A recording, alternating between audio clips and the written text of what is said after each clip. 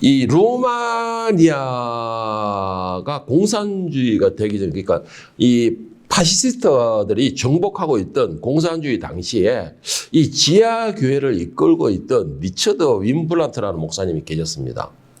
이 목사님이 계셨는데 이 리처드 윈블란트 목사님은 루마니아 공산 체제 당시에 1948년부터 시작해가지고 약 14년간을 지하 감옥에 갇혀 있던 사람인데 이 목사님이 지하 감옥에 갇혀서는 상상도 할 수 없는 엄청난 고통과 고난으로 이 고문을 당하고 있었다라고 전해지고 있습니다.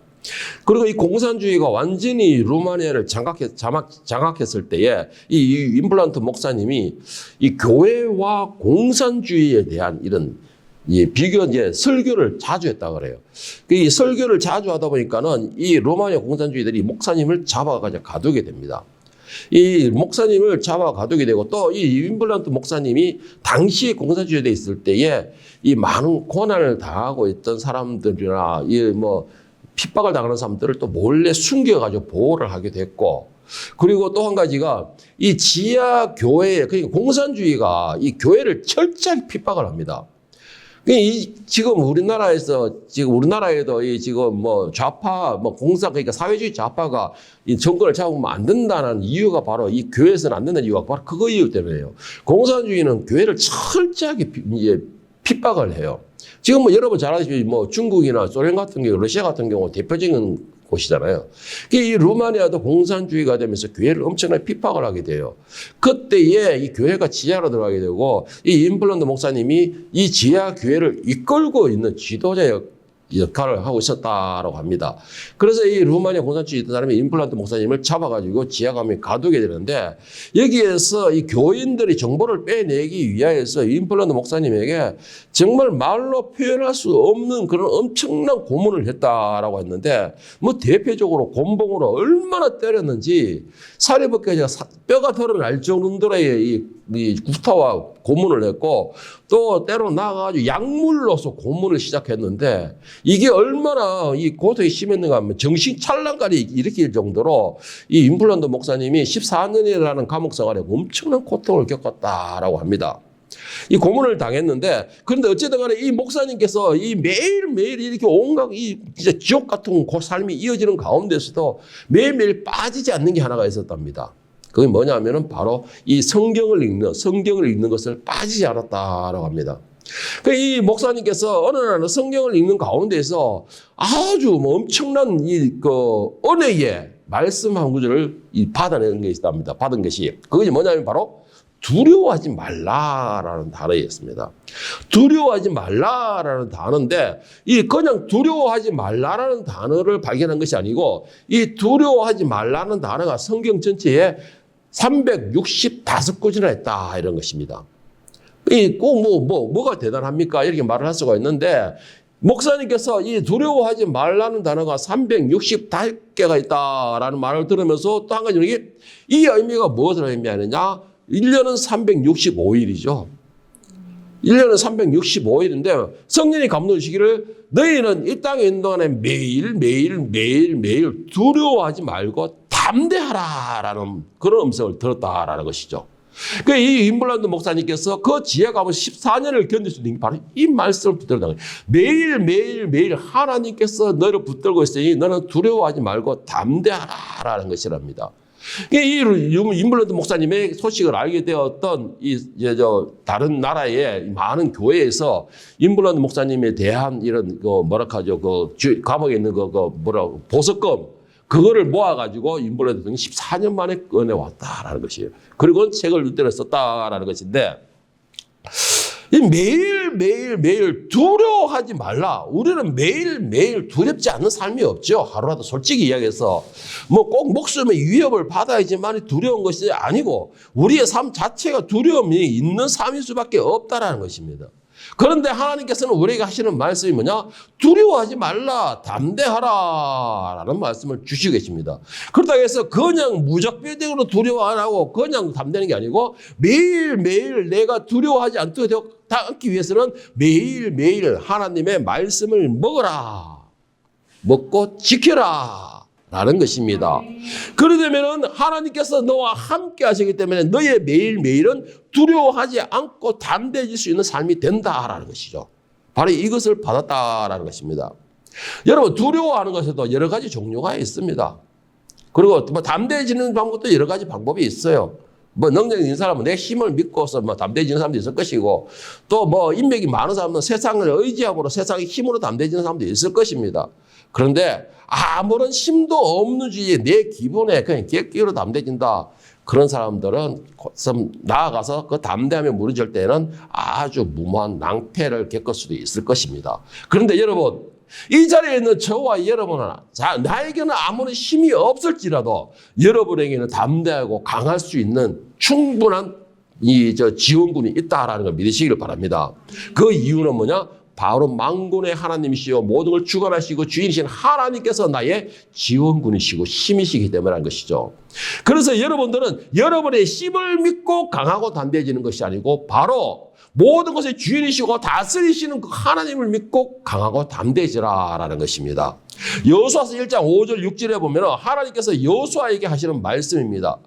내 평생에 너를 능히 대적할 자가 없으리니 내가 모세와 함께 있었던 것 같이 너와 함께 있을 것임이니라. 내가 너를 떠나지 아니하며 버리지 아니하리니 강하고 담대하라.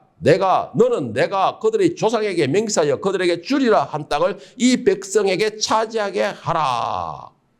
우리는 잡다한 방법이나 미신을 믿음으로 해서 담대해지는 것이 아닙니다, 여러분. 그래서 내 힘을 의지함으로 강해지는 것이, 담대해지는 것이 아니라는 것이죠. 그러다 해서 세상의 힘에 의지함으로 담대해지는 거 아니고, 우리는 만물의 하나님, 만물의 주관하신 그 하나님을 믿기에 강하고 담대해지는 것입니다. 여러분, 그것을 보고 바로 저는 믿음이다라고 말을 하고 싶어요. 여러분들에게 이런 믿음을 가지기를 축복합니다. 내 힘을 의지하게 되면 그 힘은 무모한 결과가 나올 수도 있어요. 내 능력을 의지하게 되면 그 능력에는 한계가 있게 되어 있습니다. 그러나 나를 이끌고 계시고 지금도 주관하시는 그 하나님을 믿는다면 그 한계는 우리가 상상하는 그 이상이고 또 하나님께서는 한계가 없다라는 것입니다. 얼마나 좋습니까, 여러분? 여호수아는 한 번도 들어가 보지 않은 가나안 땅입니다. 기껏 들어갔다 해봤자 40년 전에 40일간 정탐한 그것밖에 없습니다. 그런 여호수아에게 하나님께서 이 백성들 이끌고 들어가라. 아마 제가 생각할 때는 그래요. 여호수아는 믿음이 있는 사람이기 때문에 그가 두려워했던 것은 가나안 민족 때문에 두려워했다고 생각하지 않아요. 그러면 진짜 두려운 게 뭐였을까요? 지금 자기를 바라보고 있는 그 60만이 넘는 백성들이 두려웠을 것입니다. 왜? 가나안 땅은 어차피 그 고백에 40년을 고백을 했습니다. 우리의 밥이다 하고 고백했어요. 그러나 그 백성들은 하나님조차도 두려워하지 않는 거예요. 그러니까 모세를 대적하고 모세를 죽이라고 몇 번까지 지냈죠. 그러니까 제가 볼 때는 이 여호수아는 가나안이 무서운 게 아니고 백성이 두려웠을 것이에요. 그러니까 하나님께서 하신 말씀이 뭐예요? 내가 너와 함께 할 것이니 내가 너를 이끌고 있으니 너는 강하고 담대하라. 두려워하지 말라. 지금 하나님께서 여호수아에게 바로 이 말씀을 주시는 것이에요. 말씀을 믿고 행하는 거. 여러분, 이게 바로 믿음입니다. 그냥 말씀을 듣는 것이 믿음이 아니고 그냥 말씀을 그냥 생각하는 게 믿음이 아니고 말씀을 듣고 행하는 거. 이게 믿음이에요. 행함이 없으면 믿음이 무슨 소용이 있습니까? 행함이 없으면 믿으면 결과는 아무도 안 나와요. 내가 믿습니다 하고 그것을 행할 때에 하나님이 역사를 일으키는 것입니다. 내가 믿습니다 가만히 있는 역사를 일으키는 게 아니에요. 그래서 말씀을 듣고 믿고 행하는 것, 이게 바로 믿음인 것입니다. 여러분들은 이런 믿음을 소유하기를 축복합니다. 오늘 본문 말씀 이사야서 41장 10절 13절 말씀을 다시 한번 보겠습니다. 두려워하지 말라. 내가 너와 함께 함이라. 놀라지 말라. 나는 너의 하나님이 됨이라. 내가 너를 굳세게 하리라. 참으로 너를 도와주리라. 참으로 나의 의로운 오른손으로 너를 붙들리라. 보라, 너에게 노하던 자들이 수치와 욕을 당할 것이요 너와 다투는 자들이 아무것도 아닌 것 같이 될 것이며 멸망할 것이라. 네가 찾아도 너와 싸우는 자들을 만나지 못할 것이요 너를 치는 자들은 아무것도 아닌 것 같고 허무한 것 같이 되리니 이는 나 여호와 너의 하나님 내 오른손을 붙들고 너에게 이르기를 두려워하지 말라. 내가 너를 도리라 할 것임이라.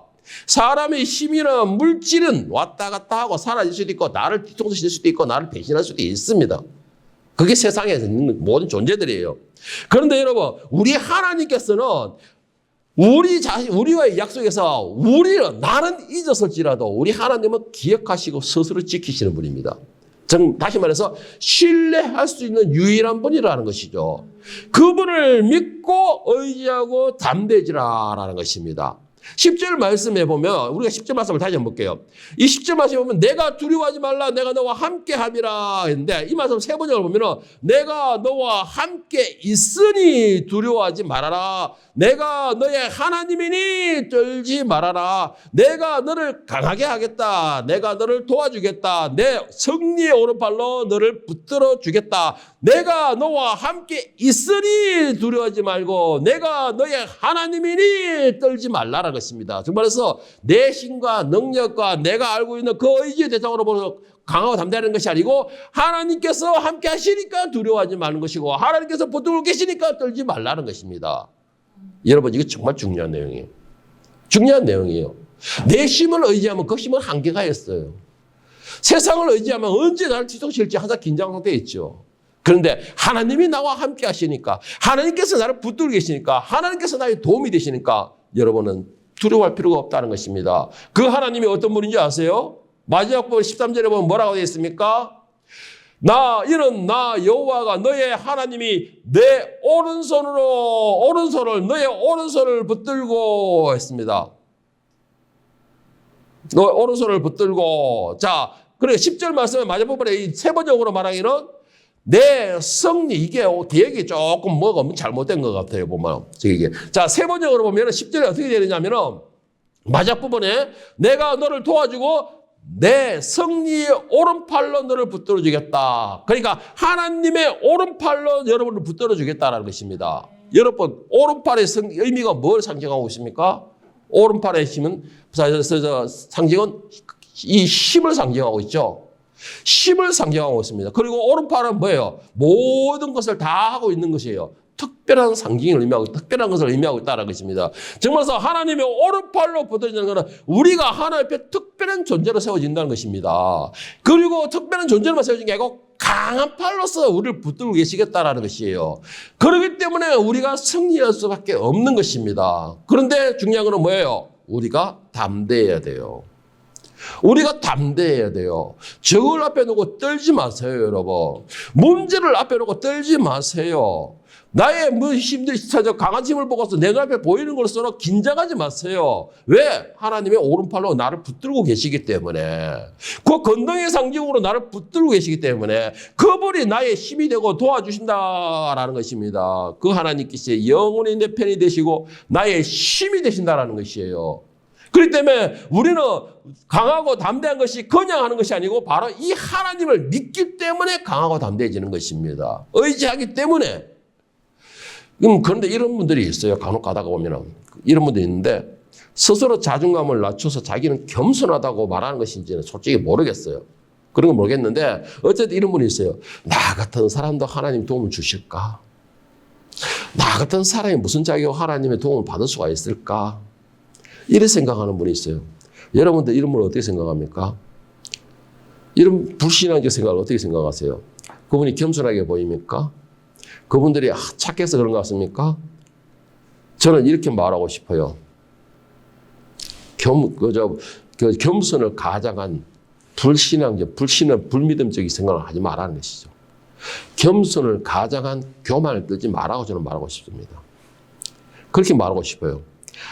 하나님께서는 자신을 믿고 의지하는 사람을 절대 버리지 않습니다.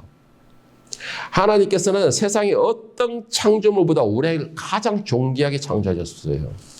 그리고 이 말은 무슨 말이냐면 여러분과 저는 세상에 무엇보다도 하나님께는 소중한 존재라는 것이에요. 나 같은 사람이 나 같은 사람이 어떻게, 이거는 겸손을 가장한 교만입니다, 여러분. 교만이에요. 하나님은 무엇보다 우리를 소중하게 창조하셨고 존귀하게 여기고 계시고 무엇과도 바꿀 수 없는 존재라고 말씀하시는데 왜 우리는 스스로 이렇게 자존감 낮춥니까? 하나님께서 나를 소중하게 창조하시는데 내가 뭐라고 하나님의 소중한 존재를 스스로 값없이 낮춰버리냐는 것이에요. 내가 뭐라고 나 스스로 소중한 값어치 없는 존재로 불필요한 존재로 만들고 있습니까? 이거는 겸손을 가장한 하나님을 의심하는 교만이에요. 겸손을 가장한.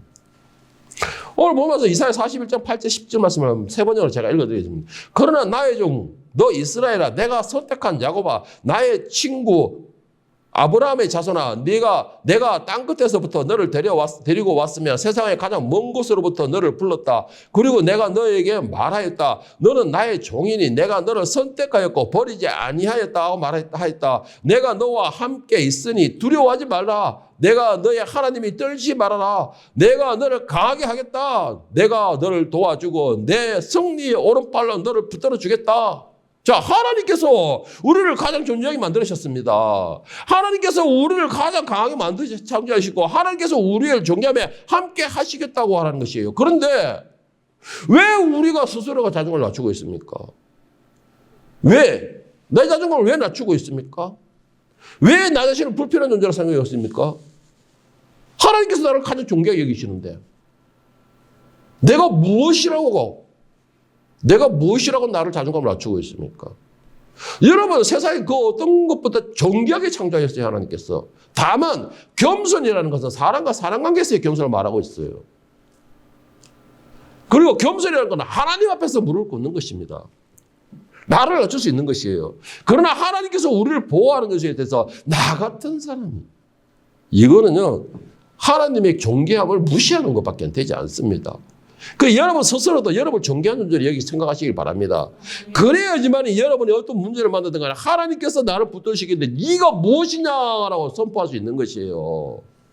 그럴 수 있는 것입니다. 자, 그러면 중요한 거, 하나님께서 왜 우리를 존귀한 존재로 말하고 있을까요? 왜요? 구절에 분명히 그러죠. 내가 땅 끝에서부터 너를 데리고 왔으며 세상의 가장 먼 곳으로부터 너를 불러냈다라고 하셨는데 이 말의 의미가 뭐냐면요. 하나님께서 우리를 멸망 가운데서 우리를 끌어내셨다는 것입니다. 하나님께서 우리의 소전을 어떻게 할 수도 없는 곳, 정말 외톨이가 되고 방황하며 멸망당할 수밖에 없는 멸망의 늪에 빠져 죽고 있는 나를 갖다가 하나님께서는 그 올무에서 건져내서 이끌어내셨다는 것이에요. 삶으로 하나님의 자녀로 끌어내셨다는 것입니다. 왜 하나님께서 진짜 말보다 조금 전에 말한 것처럼 나 같은 죄인 중에 개수를 갖다가 그 멸망 가운데서 나를 존귀한 존재로 삼아 주셨냐는 것이에요. 왜 뭐가 예쁠 거 있다고? 뭐가 잘생기겠다고? 물론 여기서 제가 좀 잘생기긴 했지만은 그렇다고 그것이 하나님의 존귀한 존재로서의 심어질 만한 이유가 충분할까요? 아니에요. 전혀 없습니다. 나는 죽을 수밖에 없는 죄인이었습니다. 왜? 무엇 때문에? 여러분, 그 이유가 바로 예수 그리스도가 있다는 것이에요. 예수님께서 이 땅에 오셔가지고 우리를 대신해서 십자가의 모진 고통소에서 피 흘려 죽으셨기 때문에 하나님의 그 살아가는 독생자, 그 독생자의 피의 대가이기 때문에 그 피의 대가가 여러분과 저기 때문에 그것 때문에 가장 존귀한 존재가 된 것입니다. 그것 때문에 하나님 앞에서 소중한 존재가 된 것이에요. 그것 때문에 누구에게도 뺏길 수 없는 존재가 바로 내가 되었다는 것이에요. 하나님께는.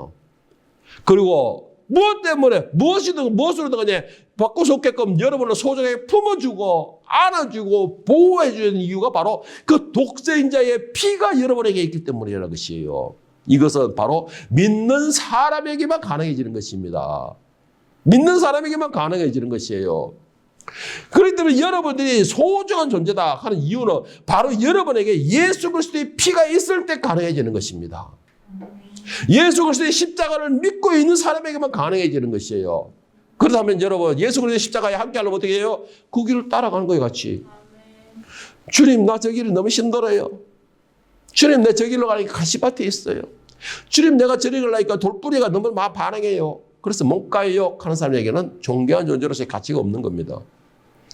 왜? 그 사람에게는 예수의 피가 없잖아요.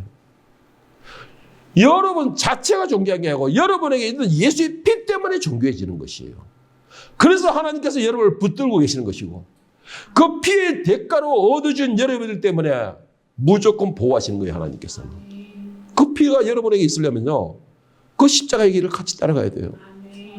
그래야지만 그 피가 나에게 묻어지는 것입니다. 그래야지만이 여러분들도 하나님의 자녀로서의 삶이 가는 것이에요. 예수님이 가셨는데 내가 왜 못 갑니까? 그런데 가기는 가요. 가기는 가. 그런데 이런 사람이 너무 많아요. 억지로 끌려가듯이 가기는 가요. 가면서 왜 가기 싫은데 왜 저 앞에 돌이 있는데 왜 저것대로 왜 자꾸 나를 찌르는데 이게 가는 걸까요? 이게 같이 가는 거래요? 아니에요, 여러분. 이건 같이 가는 게 아니에요. 오히려 예수님이 길을 방해하는 것입니다. 방해하는 것이에요. 함께 따라간다는 것은 예수님께서 가시면서 가시한테 탁 걸려도 그러면 나도 같이 가시면서 들려주고, 예수님께서 돌부리에 탁 부딪히면 나도 같이 돌부리에 팍 부딪혀주고, 예수님께서 피 흘렸을 때 나도 같이 피 흘려주고, 이게 함께 걸어가는 것이에요. 이게 그렇다고 해가지고 여러분들에게 같이 찔리라, 피 흘리라, 돌부리에 부딪히라 그러지 않아요. 그러면 하나님이 보호하시나 말이 아니겠죠. 그런데 앞에 가시는 예수님이 그 삶을 보고서 나는 무서워서 못 가겠어요 하는 것은 결국 가는 게 아니라는 것이죠. 여러분들에게 예수님의 피가 있기 때문에 존귀한 존재인 걸 기억하시고, 여러분 무엇보다 자신에 대한 자존감을 가지시기를 축복합니다. 그 자존감이 있을 때 하나님께서 더 강하게 붙들으시고 힘이 되시고 능력이 되고, 그 하나님이 힘이 되고 능력이 되는 것을 내가 그대로 삶에 적용할 수가 있는 것이에요. 도와주시옵소서 하고 안 부르시져도 하나님께서 알아서 목마를 때에, 일본에 하는 것처럼 목마를 때 샘을 터뜨리게 하시고 메마른 사막에 강물이 흐르게 만드시는 것입니다. 내가 굳이 주시옵소서 안 해도 된다는 것이에요. 왜? 하나님의 약속이에요. 이거는 약속이에요. 우리 삶 자체에서 하나님께서 함께 하시고 보호하시고 붙들고 있다는 것은 그 자체만 가지고도 하나님의 약속입니다. 그러면 우리는 뭘 부르짖어야 되나? 주여, 우리가 매일 요즘에 기도 때마다 부르짖는 것, 주여 이 나라를 불쌍히 여겨 주시옵소서. 주여 저 죽어가는 백성들을 불쌍히 여겨 주시옵소서. 주여 이 나라에 있는 교회와 그 목회자들과 그 교회들이 눈이 떼어지는 역사가 일어나게 하여 주시옵소서. 회개의 역사가 일어나게 하여 주시옵소서. 우리는 이걸 부르짖어야 되는 것이에요. 이걸 부르짖는 거예요. 예? 주님 내 욕심을 채우게 해주시옵소서. 이거는 진짜 탐욕이에요. 탐욕. 믿는 자에게는 굳이 이런 기도를 할 필요가 없는 것입니다. 왜? 너희 충분께서 너희가 있어야 할 걸 이미 아시느니라 했잖아요. 아시느니라 했잖아요. 로마서 3장 23절 26절에 바울 사도가 이렇게 말씀하십니다. 모든 사람이 죄를 범하였으며 하나님의 영광에 이르지 못하더니 그리스도 예수 안에 있는 속량으로 말미암아 하나님의 은혜로 값없이 의롭다 하심을 얻은 자가 되었느니라. 이 예수를 하나님이 그의 피로써 믿음으로 말미암은 화목제물로 세우셨으니 이는 하나님께서 길이 참으시는 중에 전에 지은 죄를 간과하심으로 자기의 의로우심을 나타내야 하심이라. 곧 이때에 자기의 의로우심을 나타내서 자기도 의로우시며 또 예수 믿는 자를 의롭다 하라 하심이라. 돌아올 수 없는 곳에 울부짖고 있는 우리를 불쌍히 여기셨어요. 돌아올 수 없는 곳에 주저앉아가지고 돈방 우리는 있는 우리를 갖다가 불쌍히 여기셔서 우리를 대신해서 예수 그리스도를 시작시키셨던 것입니다. 그리고는 우리의 모든 것을 씻어내셨다는 것이에요. 그리고는 어떻게 해요? 의롭지 않지만은 그래도 내 피로서 예수의 내 아들의 피로서 너희를 그래 의롭다 해줄게. 이렇게 된 것입니다. 하나님께서는 무엇과도 바꿀 수 없는 소중한 예수님의 목숨을 대신해서 얻은 것이 바로 우리인 거예요. 그러니까 얼마나 소중하겠습니까? 무엇으로 낚아지 않는 존재가 바로 우리라는 것이죠. 그렇기 때문에 여러분, 그 예수님을 믿고 따라가십시오. 그러면은 하나님께서 여러분을 강한 오른팔로 잡아주시는 것입니다. 그러면 여러분은 굳이 내가 강해야지, 담대해야지, 세뇌시키지 않아도 여러분은 강하고 담대한 존재가 되는 것입니다. 예. 이사야서 41장 본 말씀 17절, 20절 말씀에 보면은 하나님께서 존귀하게 여기시는 우리를 위하여 어떻게 일하시는가? 그리고 열심히 일을 하시고 계신다라는 것을 말씀하고 계시는데, 가련하고 가난한 자가 물을 구하되 물이 없어서 갈증으로 그들의 혀가 마를 때에 나 여호와가 그들에게 응답하겠고 나 이스라엘의 하나님이 그들을 버리지 아니할 것이니라. 내가 헐벗은 산에 강을 내며 골짜기 가운데 샘이 나게 하며 광야가 못이 되게 하며 마른 땅이 샘 근원이 되게 할 것이며 내가 광야에는 백향목과 시딘 나무와 화석류와 덜감나무를 심겠고 사막에는 잣나무와 소나무와 화양목을 함께 두리니 무리가 보고 여호와의 손이 지으신 바여 이스라엘의 거룩한 이가 이것을 창조하신 바인 줄 알며 함께 헤아리며 깨달으리라 하셨습니다. 우리를 위해 일하신다는 것입니다. 우리를 위해서 일하는 거냐. 거칠 게 없다라는 것이고, 우리를 위해서 일하시는 것에 대해서는 무엇도 막을 수가 없다라는 것이고, 우리가 있는 곳이나 우리가 일하실 때에는 그 어떤 것도 조건에 맞을 수가 없다라는 것입니다. 그냥 하나님께서 우리를 일하시는 데는 그냥 하신다는 겁니다. 그냥 하신다는 것이에요. 뭐 때문에? 우리를 위하여서. 우리를 위해서 힘을 하신다는 것이에요. 응? 하나님께서 그 택한 자들을 위해서 사막조차도 숲으로 만들어보겠다는 것입니다. 여러분 20절 말씀에 마지막 20절 말씀에 보면은 이런 무리가 보고 여호와의 소리 지엄 봐요라고 했습니다. 이걸 세 번역에서는 어떻게 기록하고 있냐? 주님께서 이 일을 몸소 하셨다는 것을 알게 될 것이라. 몸소 하셨다. 하나님께서 직접 하셨다는 것입니다. 누구를 위해서? 여러분과 저를 위하여서. 아멘. 직접 하셨다는 것이에요. 누구를 시키는 것이 아니고. 부정한 존재, 버러지 같은 나. 뭐라 했어요? 지레이 같은 너 야곱아. 지레이 같다는 것은 부정한 너야 하는 거예요. 나야 하는 거예요. 죄인 중에 죄인이잖아요. 죄인 중에 개수라고 그랬어요. 사울도 바로. 그런 나를 위해서 하나님께서 일을 하시는데 메마른 땅에 강을 내게 하시겠다. 너를 위해서. 그냥 하는 게 아니라 너를 위해서. 사막에다 숲을 이루겠다. 누구를 위해서? 나를 위해서 하신다는 것이에요. 그런 하나님이십니다. 제가 한 번씩 이런 말을 하죠. 하나님이 이름을 부를 때 하나님께서는 나를 위하여 일하신다. 내가 하나님을 찾을 때에 하나님께서는 나를 위하여 일하신다. 응답하신다. 제가 이런 말을 자주 합니다. 여러분, 하나님의 이름을 부르시길 바랍니다. 오늘 이사야 본문 말씀 이사야서 43장 1절 7절 말씀을 하나님께서 이렇게 말씀하시는데 이걸 제가 세 번역으로 제가 읽어드리겠습니다.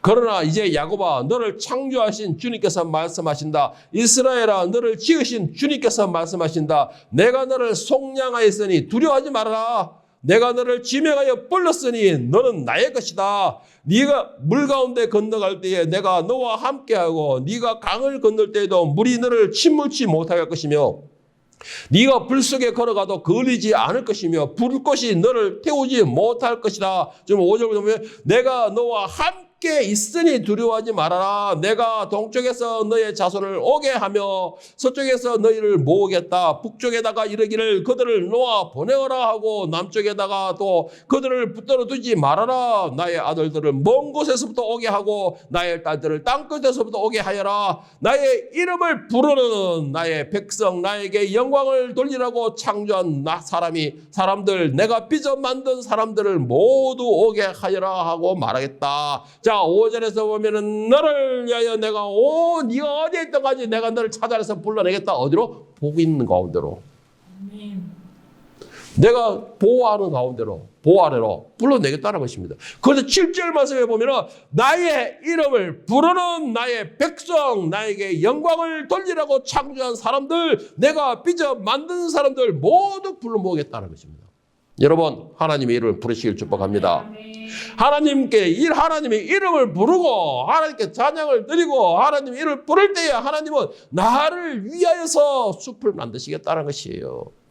내가 어디에 있는가가 중요한 게 아니에요, 여러분. 내가 누구를 찾느냐가 중요한 것이에요.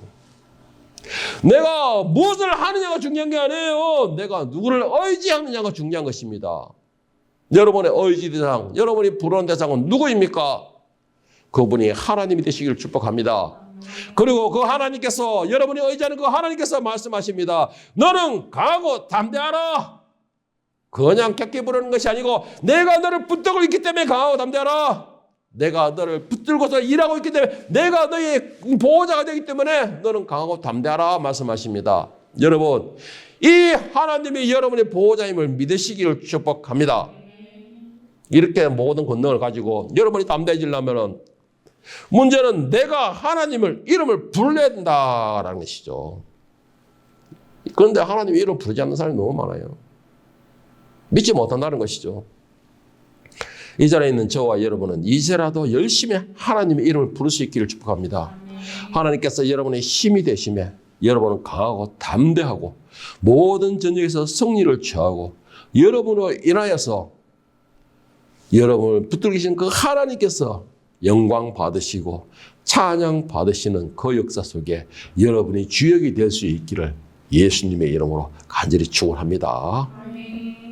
기도하겠습니다.